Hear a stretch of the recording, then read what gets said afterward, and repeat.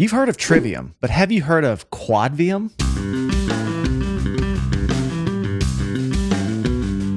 What's up, guys? Welcome back to Low End University. All jokes aside, this is a newish project featuring two legendary bass players under the same roof.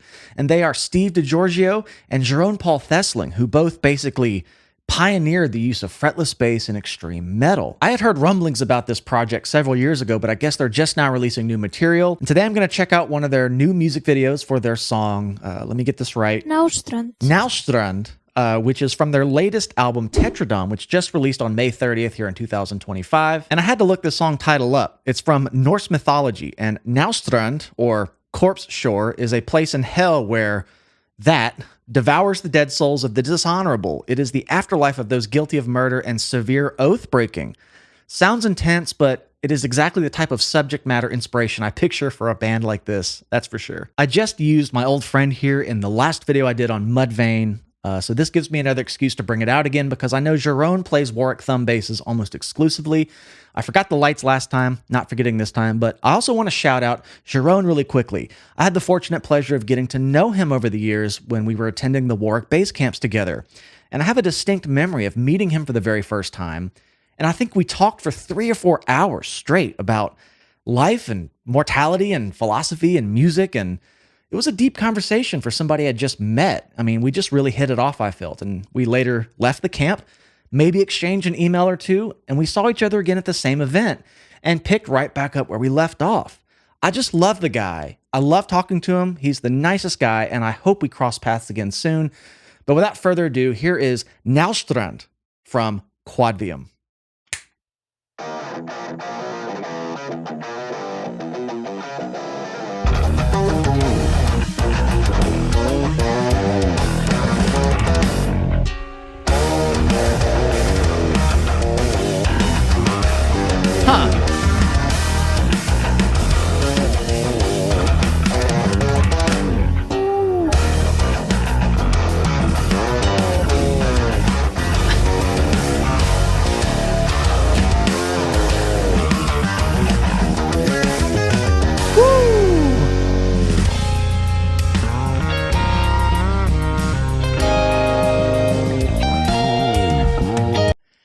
It's dense in the exact ways I thought it would be, but there's something really alluring about it. And I want to say I really like that they included guitar. There are some bass solo albums I've heard where it's just been bass and drums.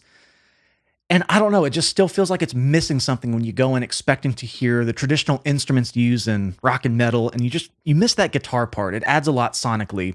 And I like that they included that to still make it feel familiar, and I think it allows the bass to still function the way it normally does, but still take these lead roles. And I'm also thinking about the challenges of having two bass players when bass is typically mixed mono. I'm going to keep kind of listening for that, but I feel like that would be sort of a challenge in production.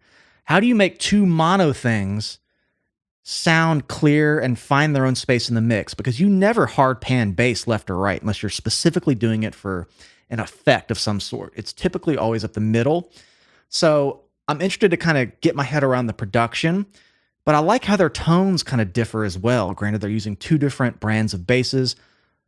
A heck of an intro, a lot to unpack. I love the fusion-y progressive tendencies happening. Let me just start that one over. Kind of came right out of the gate and slapped me in the face with tons of technical wizardry. Quadvium. That is a cool name too. Yeah, I love that it starts with guitar. I really do. Now guitar kind of goes in the background.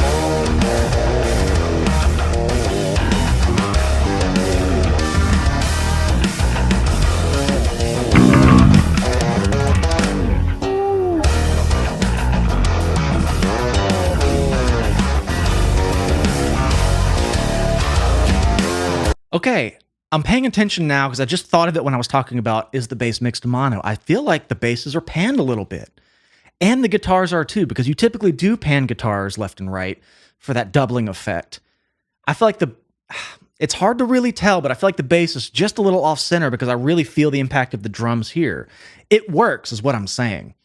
And I think Steve's tone has that gritty, almost wouldn't know it's a fretless until he starts playing higher up whereas Jeroen, I feel like, has the smoother tone to contrast it a bit. Let's keep going. Trying to find the key. What is it?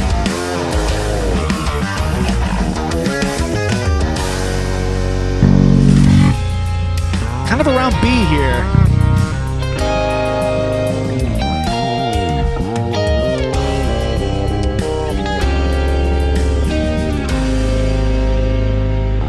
Man, fantastic mix. Bass is panned.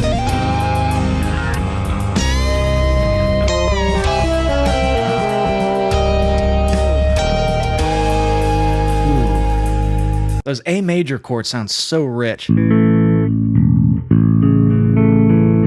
keep coming back to that. Okay, I think we're kind of around here in a B minor territory. Granted, there's a lot of chromaticism and sort of an atonal approach to some of these riffs. Again, very fusion-y. There's no point to sit here and dissect why they're choosing certain notes, but it's got a lot of tension and just beautiful chops. I kind of feel like the bass players are finishing each other's sentences in a way. There's no dedicated, like, okay, this guy's going up and doing a lead. I hear that happening with Jeroen going up high, and then all of a sudden Steve will jump in and, again, kind of finish his sentence. So it's this really cool volleying of who's taking the lead role. And I'm especially liking how guitar is even doing some leads, but that's mixed up the center because you do typically pan lead guitar up the middle. So in this arrangement production-wise of bass, both basses pan just a little bit, the rhythm guitar panned a little bit, that lead guitar has room and makes sense. I can kind of hear it. So you get this really wide effect of all these little melodies and leads happening. I'm really digging this. It doesn't feel like your typical noodly bass solo thing. It just feels like a band with two bass players. I mean, it kind of reminds me of the Omnific, who I'm a big fan of. I did them on the channel a while back. But this is more rooted in that old school sort of fretless death metal thing. Really liking this so far. It helps to have a great mix. Otherwise, a lot of these layers would suffer. That thing must weigh a ton. This thing is heavy as hell. That's a 7-string. I think it's Babinga as well. Woo. You can hear the difference in their tones here.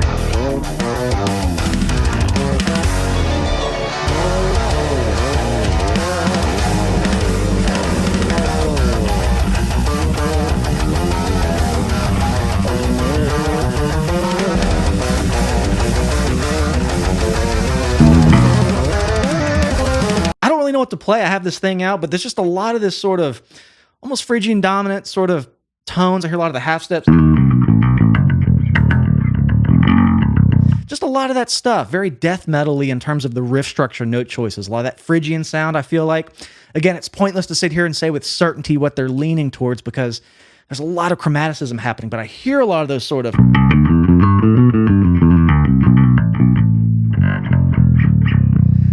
almost Locrian too. Anyway, another thing I'm seeing is that sometimes you'll watch Steve kind of put his hands down, like he rests for a couple moments. And I think they are afforded that luxury of just being able to drop out because even with one bass player playing, we're used to hearing one bass player. You rarely have two. I can't really imagine being in a band with two bass players because myself, and I'm sure a lot of bass players are typically looking to hold down their end as a solo figure within a band. And I'm of the more progressive approach of how do I make the bass line busier and really elevate the composition? How do I find the empty space? But you can't do that when you have another guy who's known for doing the same thing. I mean, both of these guys stand alone in their other bands and projects. So I'm curious to know if they sort of face that challenge of who's going to play what and how do we not step on each other musically, but still have this progressive fusion-y thing. I just really like their approach, and I'm curious of their headspace when writing this stuff. It's a cool blend, man.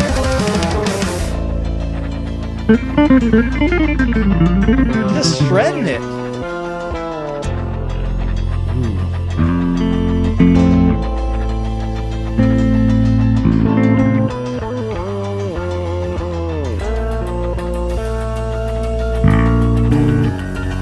A lot of key changing happening.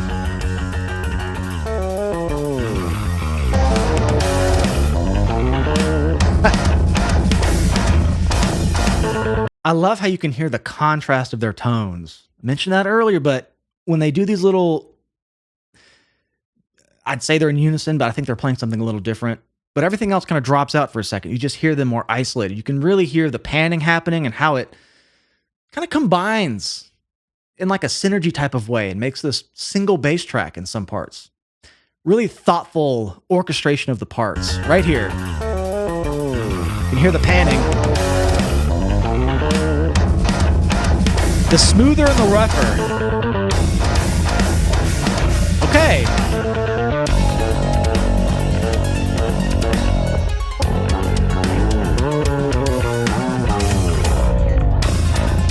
Great cinematography too. Loving all the angles I can see.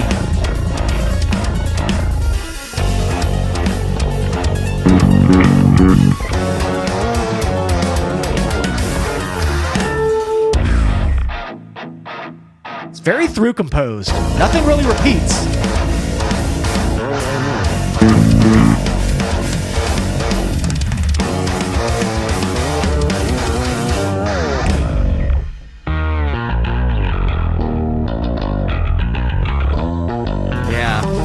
Okay, I like that they're not hard pan. They feel closer to the middle. There's like one lane of traffic between the two basses. Just a little breathing room to kind of discern the two parts. I'm kind of watching their techniques now. I find Jeroen plays his basses a little higher, Steve plays a little lower, but these guys have such flawless technique. You know, anytime I see a bass player play on these videos I do, sometimes I'm just hearing the studio recordings. Other times it's great to watch them and just learn from them myself. There's an efficiency.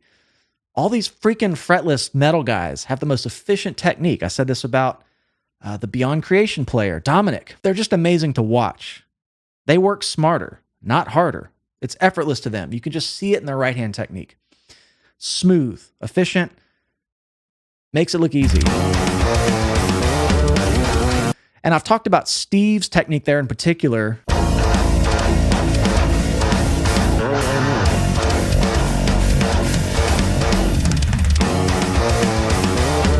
Okay, yeah, I'm gonna go frame by frame now.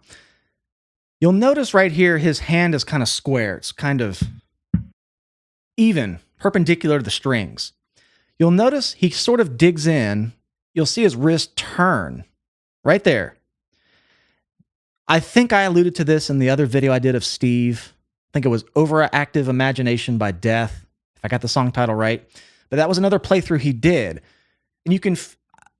that hand turning makes me think he has some upright experience before this. And maybe some of you answered that in the comments. That was one of the earlier videos I did, so I can't quite remember what I learned from some of you, because you guys are always so great about commenting and saying, yeah, he played in 1983 with this band on upright or something. But you can kind of watch these bass players and their technique and kind of know where they came from, what their roots are sometimes. And I've seen this a lot. I remember talking about it with Alex Webster as well. Goes to dig in, and that's more of that upright thing there. Versus more of an electric, straight on. You kind of dig in more like... So just something I noticed there. Worth pointing out.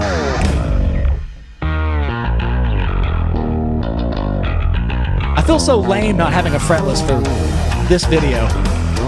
This is the best I could do. Little minor second thing there. Love that. Tasty. Because you can play that by yourself. But I love how they split it up.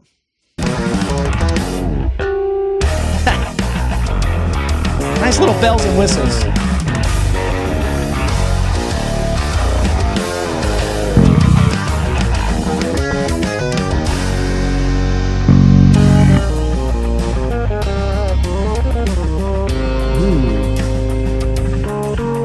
A beautiful view of his technique there, all the floating thumb.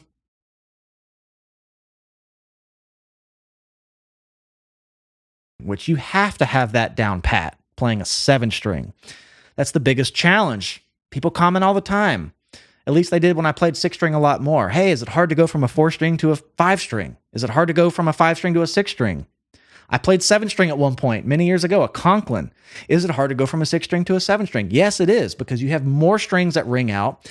I've talked a lot about how just playing it with any sort of physicality, you know, the more you move around, you get a lot of this ringing out happening. Just that hum. So you have to be really good at floating thumb, making sure to rake through and mute the strings coming down. That way no strings ring out. That way you just hear one note, you go up, you got to do the floating thumb and do the same thing.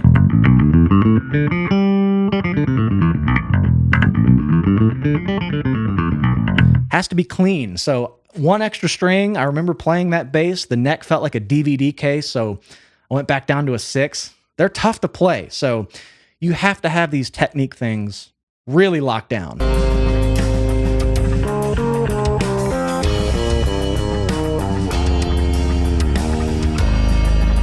Yep.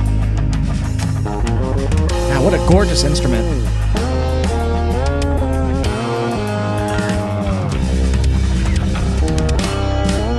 A lot of key change.